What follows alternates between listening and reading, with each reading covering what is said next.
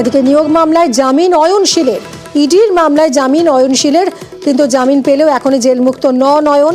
CBI মামলায় জেলেই থাকতে হবে আপাতত অয়নকে। আমরা কথা বলবো অর্ণব আমাদের প্রতিনিধির সঙ্গে। অর্ণব, কোন শর্তে জামিন পেলেন অয়নশীল? উল্লেখযোগ্য অগ্রগতি নেই ইডির মামলায়, এবং যে আর্থিক তছরূপের মামলা, যেখানে মূলত ডকুমেন্টারি এভিডেন্স মূল কথা বলে, অর্থাৎ মানি যে ট্রানজাকশন হয়েছে বা মানি যে সাইফন হয়েছে তার ক্ষেত্রে যে উল্লেখযোগ্য অগ্রগতি দেখাতে হতো তা কিন্তু ইডির এই তদন্তে এখনো পর্যন্ত উঠে আসেনি।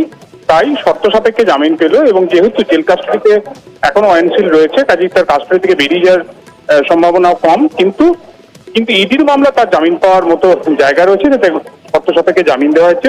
10 লক্ষ টাকার বন্ড, পাসপোর্ট জমা রাখা, ইডি কোর্টের এলাকার বাইরে বেরোতে পারবেন না, আইওর সাথে নিয়মিত যোগাযোগ, প্রত্যেক সাক্ষী হিসেবে থাকতে হবে, এবং অর্থাৎ মানিক ভট্টাচার্য, শান্তনু বন্দ্যোপাধ্যায়, কুন্তল ঘোষ যেভাবে ইডি মামলায় জামিন পেয়েছে নিয়োগ দুর্নীতি মামলায়, তাদের সেই একই পথে বিচারপতি শুভ্রা ঘোষ এদিন তার জামিন মঞ্জুর করলেন। সেক্ষেত্রে ইডির এই মামলায় কিন্তু বারবার প্রশ্নে পড়ছে, মূলত প্রাথমিক নিয়োগ দুর্নীতি মামলায় ইডির যে মামলা, সেই মামলায় উল্লেখযোগ্য অগ্রগতি কিন্তু উঠে আসছে না। তা আরো একটা স্পষ্ট হলো আজ বিচারপতি শুভ্রা ঘোষের এই জামিন দেওয়ার নির্দেশের মধ্য দিয়ে। ধন্যবাদ অর্ণব।